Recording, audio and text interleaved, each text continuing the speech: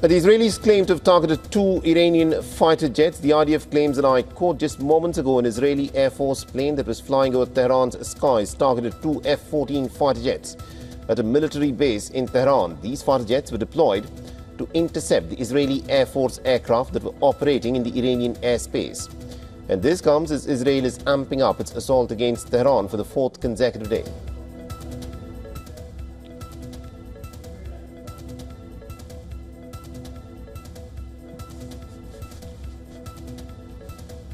So these are some pretty dramatic images where the Israelis have gone ahead and bombed the F-14 fighter jets of the Iranians that were stationed out in the open. And they've also carried out some strikes on certain missile launchers as well.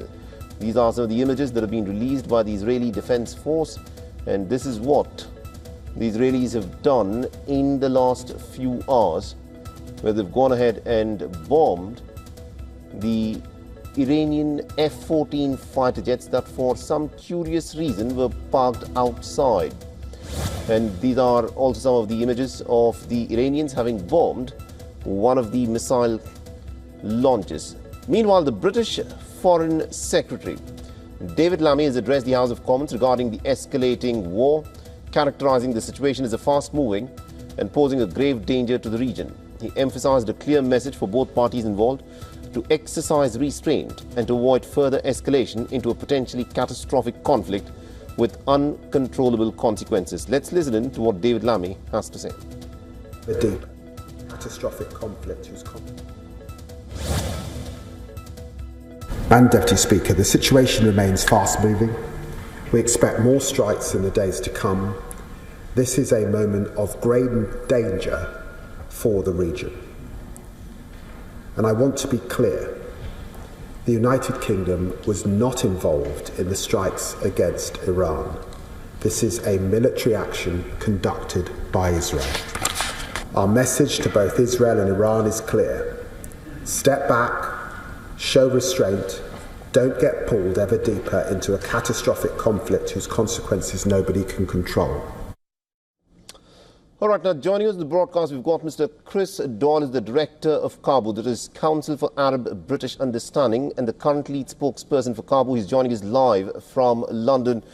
Mr. Doyle, thank you very much indeed for joining us here on WION. And looking at the manner this war has been escalating, where the Israelis have now bombed the state television, state news network of the Iranians, and also a couple of F-14 fighter jets of the Iranians. In your assessment, in which direction is this war headed? Well, it's certainly not going to be wrapped up anytime soon. So I think that we are going to see what the Israeli leadership has promised, that these strikes will continue for possibly 2 weeks, maybe more. And I think we can also expect to see more missile strikes coming from Iran. I don't think we are in a situation as yet that the two sides would have been persuaded by international actors to do what David Lammy, the Foreign Secretary, has stated, to show restraint and pull back from doing this, because this is an extremely reckless conflict that Israel launched back last Friday morning. You can never be entirely sure where such conflicts go. There could be massive human, political, economic and environmental consequences to all of this. And it's really hard at the moment to see where the exit for it all is. I think, though, in terms of the precise nature of the strikes today, I think perhaps what might be considered curious is that, I mean, a strike on a TV centre, obviously that shouldn't have happened. They shouldn't have done that. It is a crime. Israel has a history of targeting journalists in the occupied Palestinian territory, especially Gaza, in the last 18 months. But they're doing this within 3 or 4 days of when their strikes have begun. And I suppose it questions as to whether they're beginning to run out of legitimate military targets, ones that they can access. You know, one would have thought that there would have been more intelligence to give them more targeting, but are they running short? And does it mean that we are going to be seeing more attacks on civilian infrastructure? We've seen an attack on the oil and gas infrastructure, whether deliberate or by accident, certainly reported that a hospital, did suffer some damage. But it really raises questions as to what is the point of all of this. I don't believe that it's seriously going to set back Iran for very long if it wished to push ahead to get a nuclear weapon. I think that's an interesting point you made, but also dwelling a little bit on the statement that was made by the Israeli Prime Minister Netanyahu, where he says that the possibility of striking to take out or to assassinate the supreme leader of Iran, Ayatollah Ali Khamenei, is not something beyond the realm of possibility for the Israelis. In your assessment, an assassination of the Iranian supreme leader, where do you think this war would be headed then?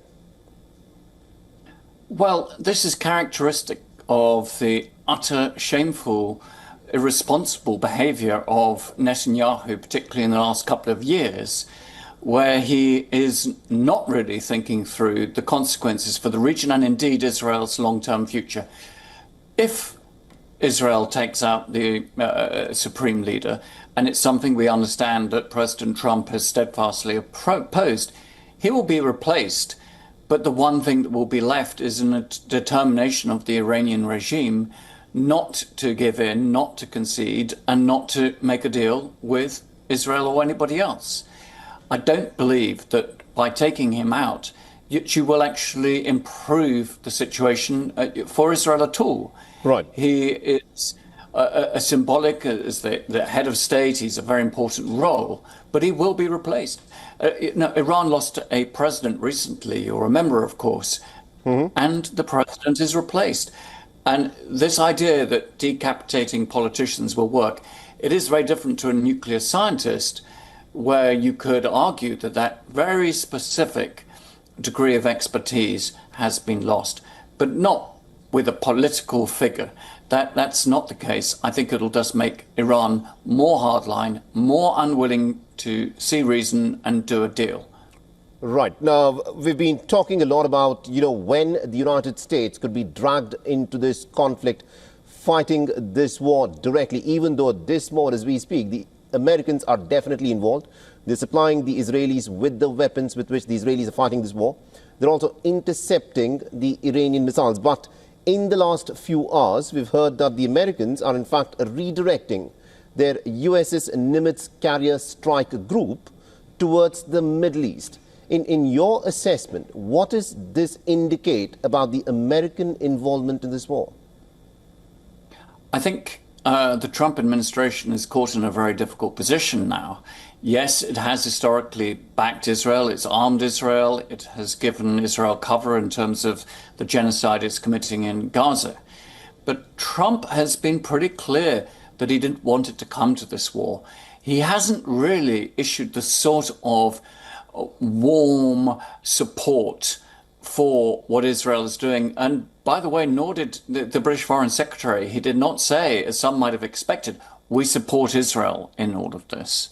So actually, most of these powers do actually want to see de-escalation. They want to see an end to this fighting. I think their fears for the global economy, what it'll do for the oil price, and Trump himself, I think, can see the dangers of getting the United States stuck into this war. On the other hand, the other view would be that Trump is attempting to use this as leverage, that he's saying to the Iranians, look, you're not going to win this war with the Israelis. They're more powerful than you. The way out of it is to talk, and I'm here and I'm waiting. And eventually, what he is also doing by deploying the USS Nimitz, an aircraft carrier group, that the US may enter this conflict, and you won't want that. The better path is to get into talks. The challenge with all of this is, why will the Iranian leadership trust the United States? It hasn't had relations with the United States since 1979. There's a very low degree of trust. And they know that the United States knew about the Israeli attacks before they happened.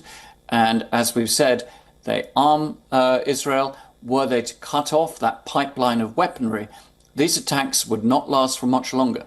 So it's a very tricky situation. It does leave open, perhaps, a role for another party. Turkey is trying to push its way into the picture here. maybe others, maybe the Europeans. But whatever, we need an exit ramp. I think that's in the interest of all parties, including the two participants in this conflict, Israel and Iran.